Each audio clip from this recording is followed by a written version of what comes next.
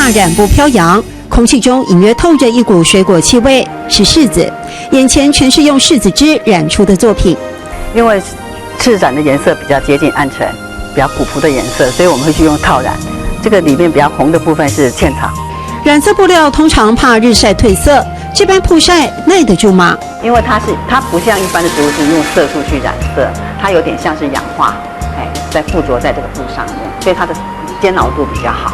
柿汁中的单宁酸让柿染色泽越晒越明显，甚至有类似皮革的效果。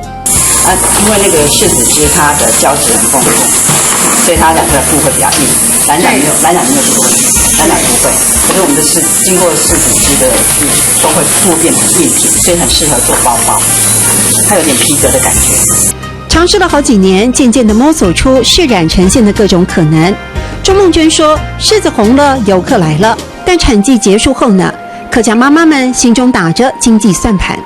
他们想，柿子汁可以煮染、冷染，甚至刷染、烩染，这般多样性一定可以吸引人。”好，所以我们现在看到的这个已经有图样的这个是另外一种染法。对，这是柿汁的刷染。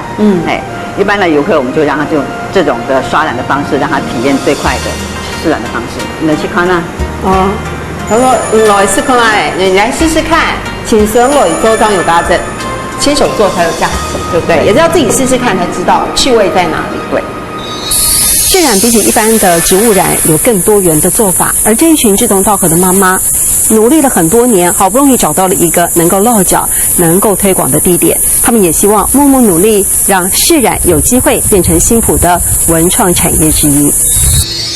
来自空爱，请神来做，张有价值。来自空爱，请神来做，张有价值。